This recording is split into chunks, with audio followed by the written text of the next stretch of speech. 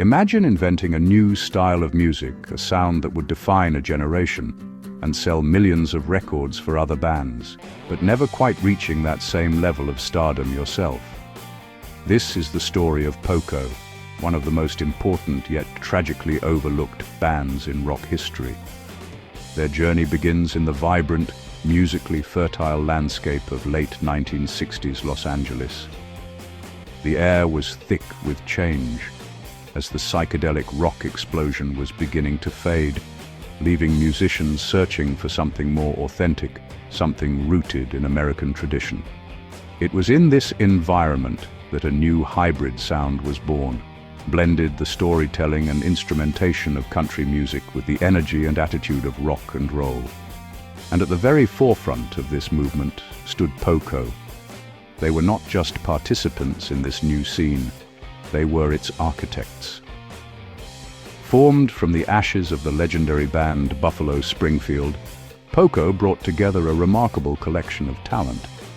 With Richie Furay's soaring vocals, Jim Messina's intricate guitar work, and Rusty Young's pedal steel playing, the band crafted a sound that was entirely their own. They took the twang of Nashville and fused it with the harmonies of Laurel Canyon, creating a blueprint that countless others would follow. Their early shows at iconic venues like the Troubadour were not just concerts, they were events that announced the arrival of a whole new genre. While bands like the Byrds and the Flying Burrito Brothers were exploring similar territory, Poco's approach was distinct. They focused on tight, joyful harmonies and a powerful, energetic live performance that was pure rock and roll. They weren't simply adding a steel guitar to a rock song. They were weaving the two genres together into a seamless, vibrant tapestry of sound.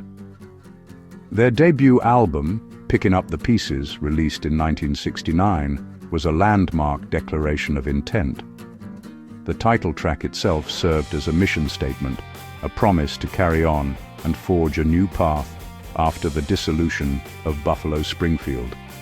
It was an album that should have made them superstars, but instead, it marked the beginning of a long and complicated history. They had the songs, the talent, the innovation, but a combination of bad luck, shifting lineups, and industry politics often stood in their way.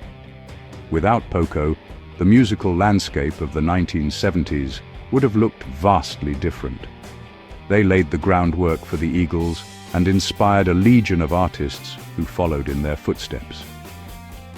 This is the tale of the band that invented a genre but never got the credit, you know.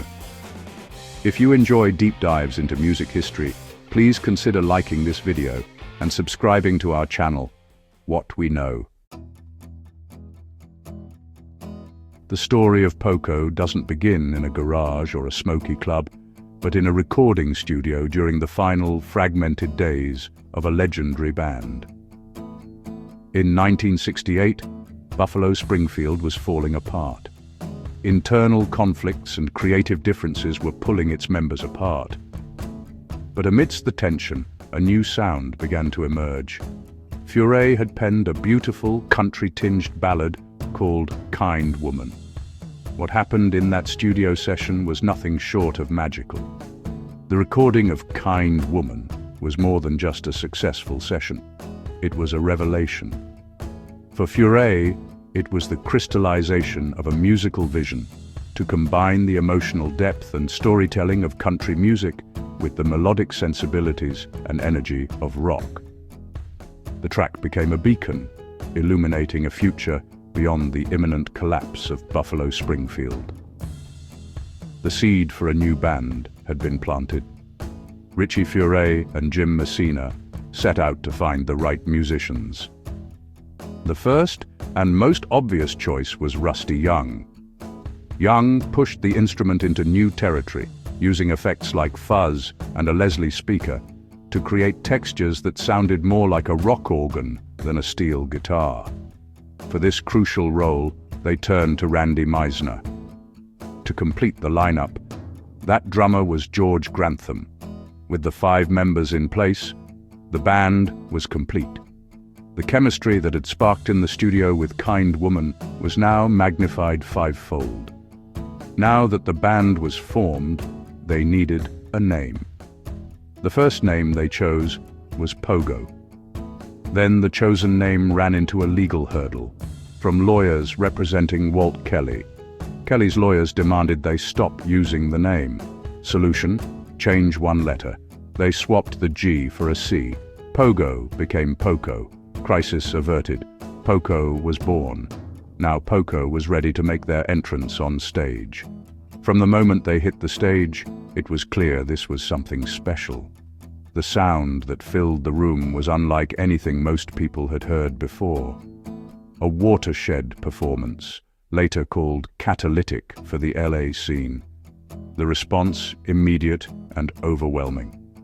Within weeks, Poco were on the bill at the Fillmore West in San Francisco, opening for 2 massive acts. Momentum culminated on December 5th, 1968. On that day, Poco signed with Epic Records. They went straight into the studio to make their debut album. The resulting record, titled Picking Up the Pieces, was more than just a collection of songs. It was a mission statement. However, the spirit of unity and optimism that defined the music did not extend behind the scenes. A conflict arose. Frustrated and feeling sidelined, Messina made a drastic decision. Before the album was even finished, he quit the band.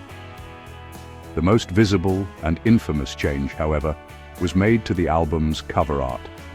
An artist was hired to literally paint Messina out of the photograph, replacing his image with that of a shaggy dog.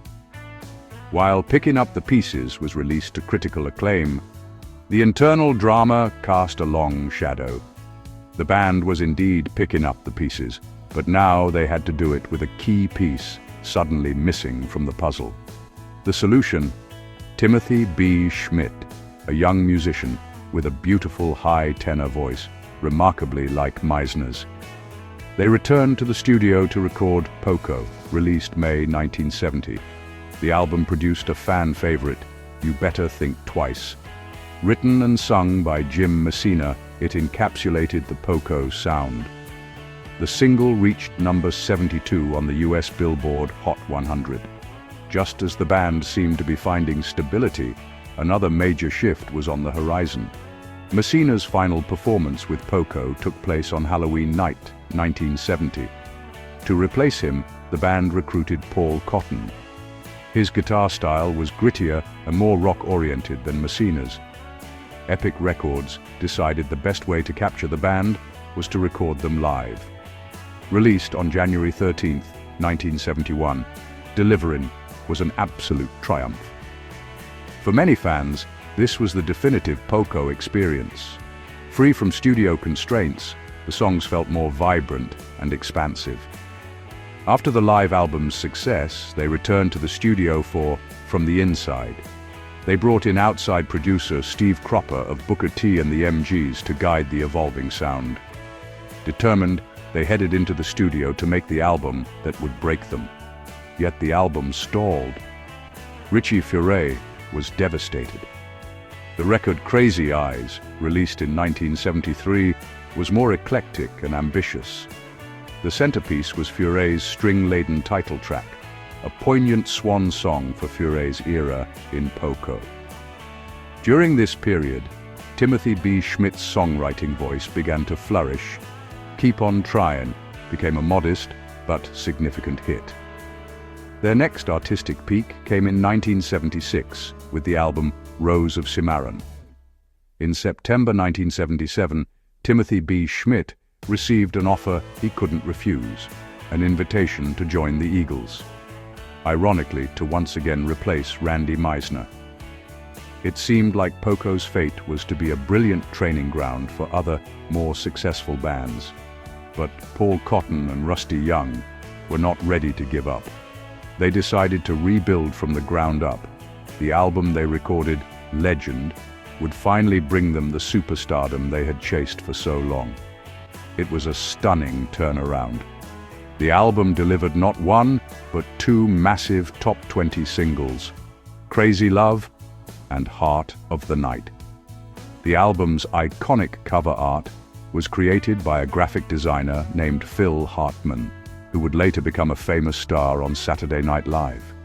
After a decade of being the unsung pioneers, Poco were finally stars. Well, it was their moment, really. In 1988, the impossible happened. The original 5 members reunited to record a new album. Legacy was a commercial success, propelled by a major hit single, Call It Love. In 2004, George Grantham suffered a severe stroke on stage. Poco released All Fired Up in 2013. On April 14, 2021, Rusty Young died. His passing marked the definitive end of Poco's 53-year journey. Their true importance lies in their role as pioneers. Poco helped invent the Southern California country rock sound. Despite this influence, Poco has never been nominated for the Rock and Roll Hall of Fame, yet Poco itself remains unrecognized. In the end, Poco's legacy is in the music itself. Talent, resilience, unwavering optimism, a pure love of making music. They should have been huge, but their gift to music matters more than stardom. For over 50 years, they kept on trying. They may not always have gotten credit, but their place in history as architects of a genre is secure. If you liked this deep dive into the story of Poco, please give this video a like and subscribe to What We Know for more stories from music history. Thank you for watching.